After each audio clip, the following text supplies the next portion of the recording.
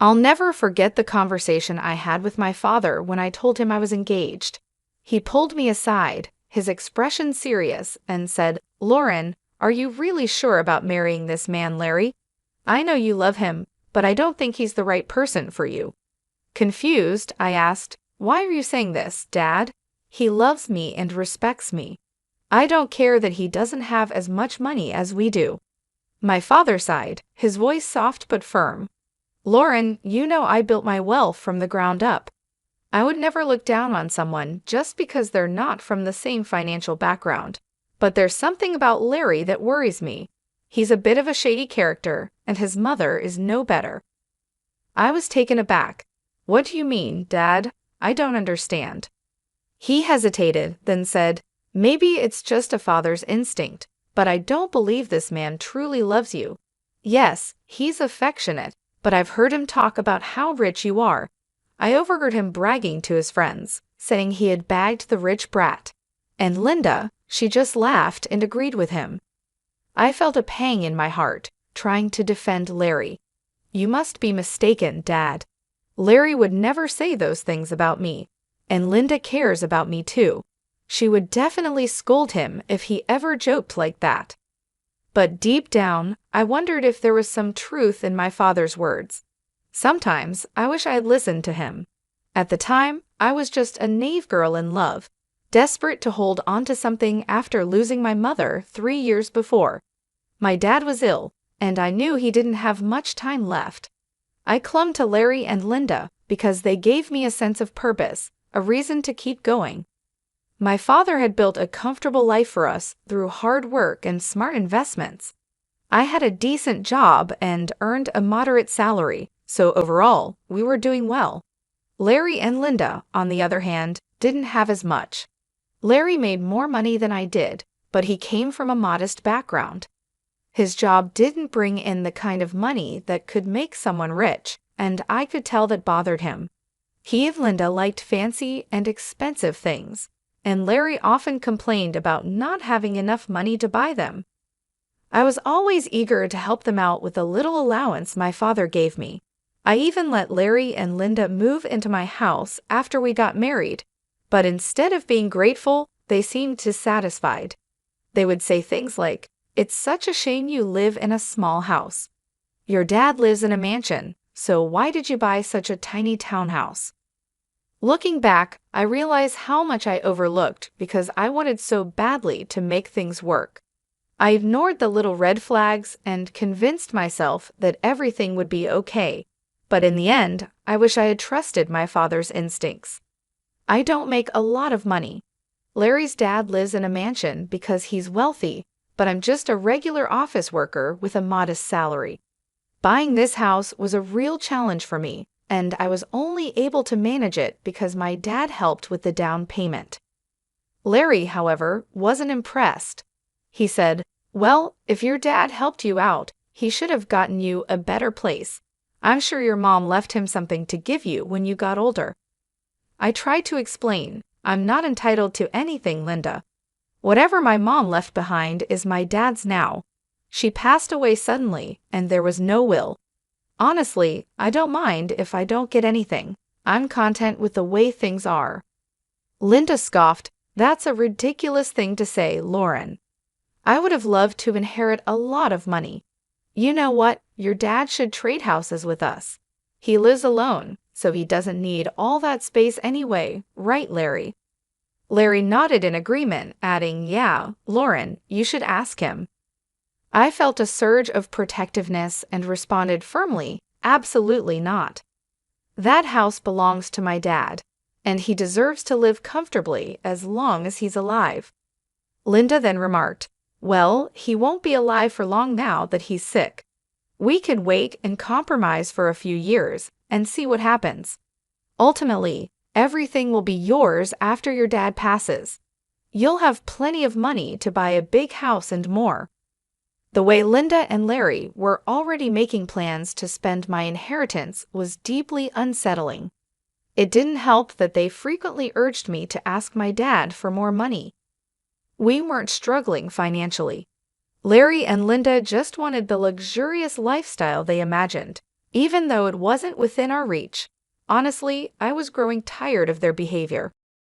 However, the real drama unfolded after my father passed away. His battle with cancer ended sooner than I had expected, leaving me devastated.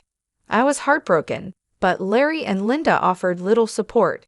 Instead, they were more concerned about the date of the will reading and showed no interest in helping with the funeral arrangements. To make matters worse, they even refused to attend the funeral, saying that my dad was no one to them. At that moment, I was overwhelmed with grief and anger. My dad's warnings kept echoing in my mind, and I couldn't help but feel suspicious of Larry and Linda. I began to doubt their intentions, wondering if they had ever truly cared about me or if they were only interested in what they could gain. I was starting to worry that Larry and Linda were only interested in my inheritance. When it came time for the reading of the will, they weren't allowed to be present, and they were furious. Larry snapped, "Why on earth aren't we allowed to be there? This is absurd. Brian was my father-in-law."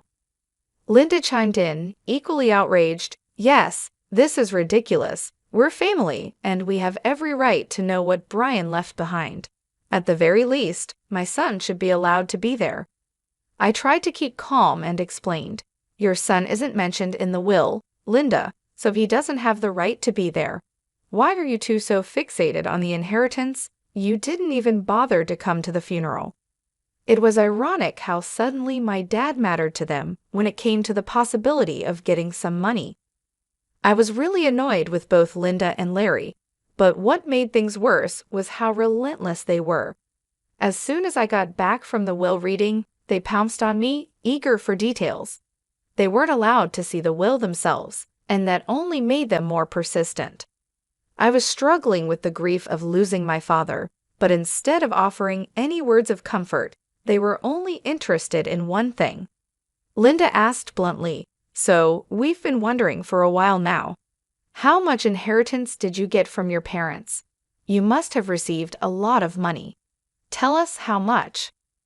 I looked at them and said, "Unfortunately, my parents didn't leave me any money, so I didn't receive anything." Linda's eyes widened in disbelief. "What?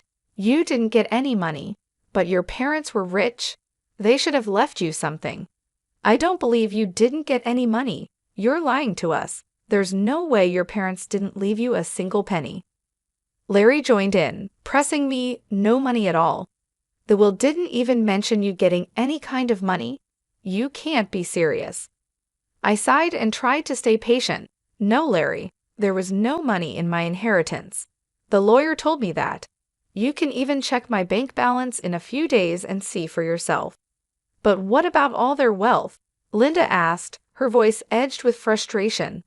"You're their only child. Who's going to get everything they had?"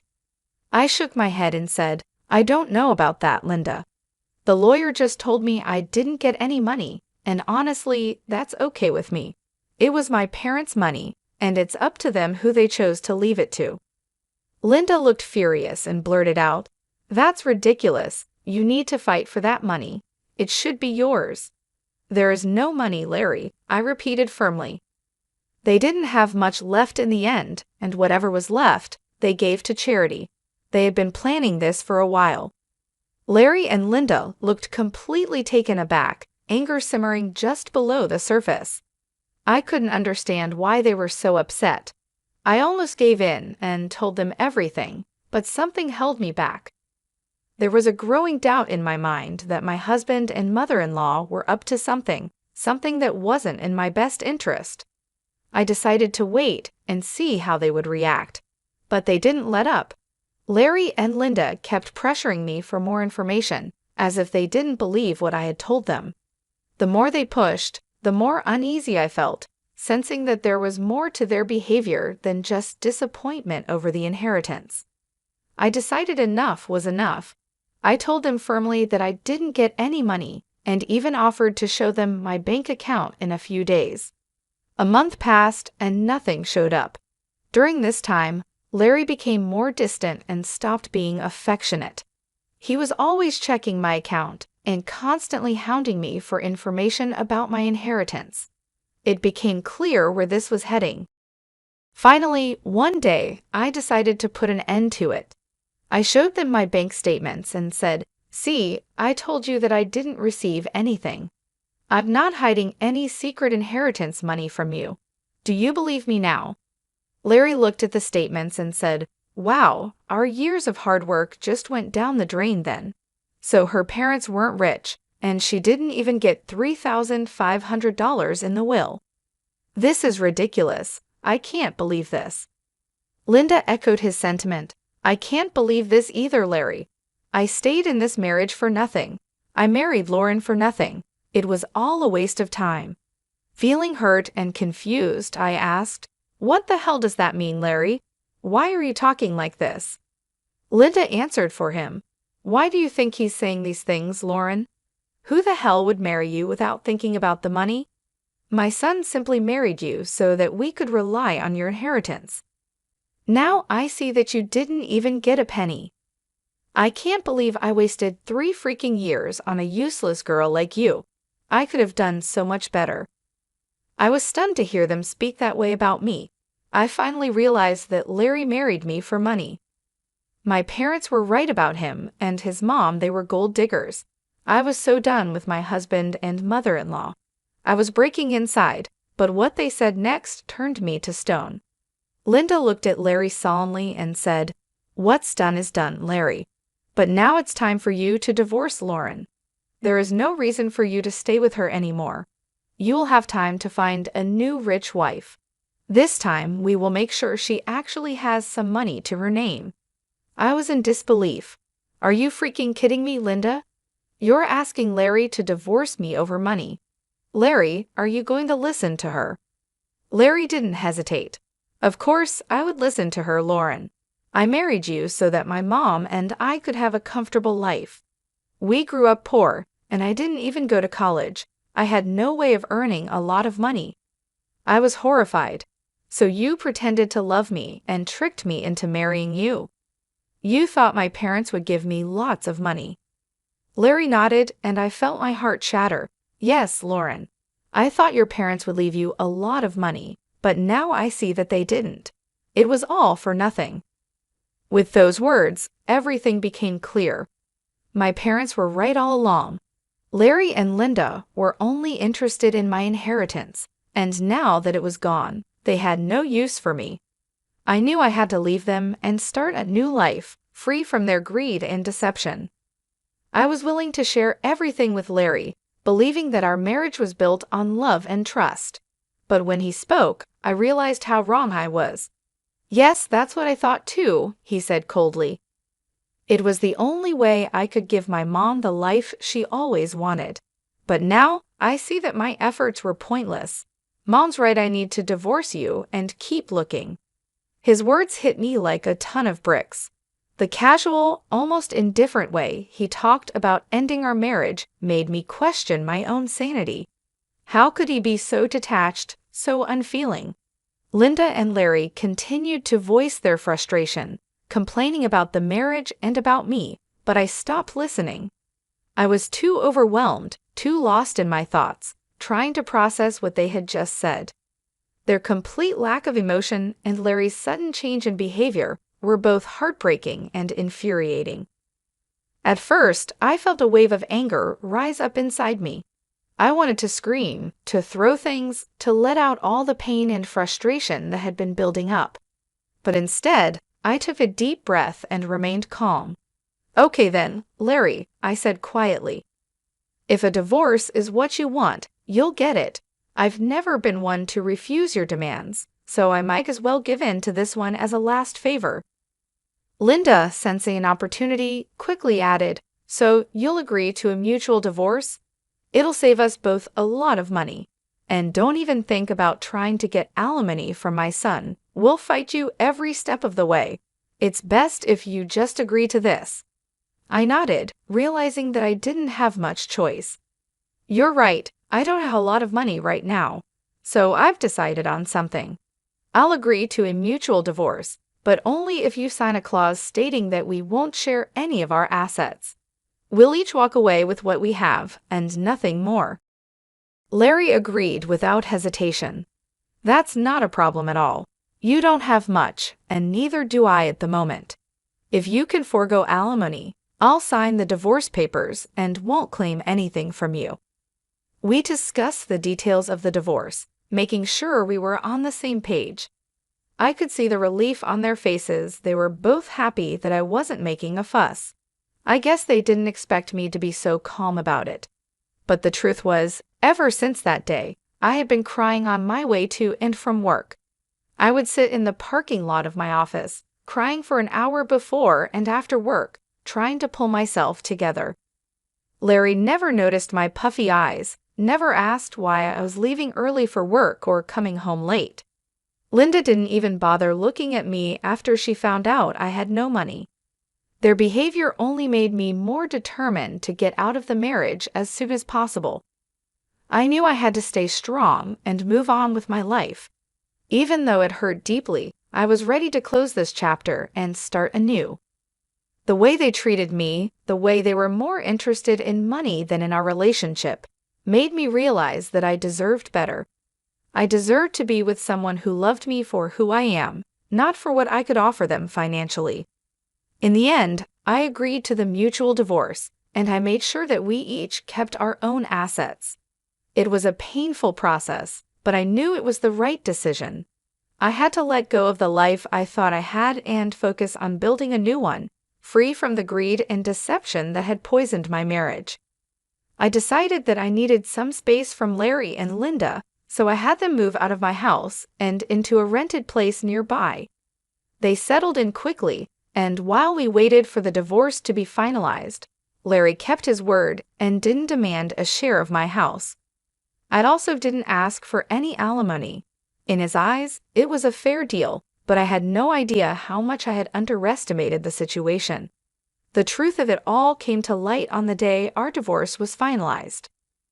I went over to their new place to drop off my wedding and engagement rings. When I handed them over, I said, "Larry, I just wanted to return these to you. This marriage only brought bad times into my life, and I don't want to keep any reminders of it." Larry looked at me surprised. "Are you sure you want to return them? You might need the money someday." Linda, never one to miss a chance to be snide, added, "It's so funny how you're giving them back. You must have laughed at our poverty before, but look where you are now. My son is being generous, giving you the rings back. You might need to sell them when your stupid job doesn't pay enough. We don't want the rings anyway, they're cheap ones." I kept my composure and replied, "What would I need to sell the rings for, Linda? I'm not embarrassed. You don't need to worry about my financial situation." Linda smirked and said, "Oh, we already know. Your parents didn't leave you anything, probably because they lost everything due to bad financial decisions, leaving their daughter with nothing." At that point, I couldn't help but laugh out loud. Linda looked puzzled, and so did Larry. I could see that Larry was annoyed by his mother's behavior and also surprised by my laughter. Linda snapped, "Why the hell are you laughing? Did I say something funny?" I looked her straight in the eye and said, "It's hilarious that you think I'm destitute, Linda. It's also funny that you believe my parents lost all their fortune." Linda, clearly offended, retorted, "Well, of course you're destitute. Your parents didn't even leave you a penny. They must have messed up and ruined your life by not leaving you an inheritance." I smiled and said calmly, "I never said I didn't receive an inheritance, Linda. I simply told you that I didn't get any money. My parents actually left me plenty of inheritance." Linda's eyes widened in disbelief. "What do you mean you have an inheritance? I'm so confused." I continued, "My parents could see through you and Larry for what you are, little gold diggers, so they made a secret clause in their will. It stated that I wouldn't receive any monetary inheritance right away. Instead, I was given something much more valuable." Larry, now clearly agitated, asked, "What are you talking about? What did they leave you?" I looked at them both and said, "My parents left me this entire neighborhood as my inheritance." Linda and Larry were stunned. Linda stammered, "What? You own this neighborhood now? How is that possible?" "We would have known about your inheritance if that were true. We even signed the lease with an estate manager who didn't tell us the name of the owner.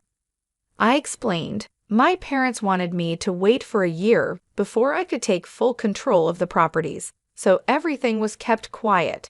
But now I own this entire neighborhood, including the place you're living in. Linda and Larry were left speechless. The realization that they had been living in a place I owned, after all their scheming, was too much for them to handle. The tables had turned completely, and they were finally exposed for who they truly were. I turned to leave, feeling a sense of closure and satisfaction. I had seen through their greed and managed to come out stronger on the other side. Now I was ready to move on and build a new life, free from their manipulation and lies. I got my inheritance, and my parents wanted me to test if you were with me for love or money. Well, you both failed the test, so now you won't get anything from me. The estate manager was put in charge by my parents to take care of the property before I inherited it. They were very smart, you know. Larry scoffed, "That's impossible. I don't believe anything you're saying. You're just embarrassed because you don't have any money left." I replied, "Oh really, Larry? Is that what you and your mother think? Why don't you call your landlord and ask him yourself?"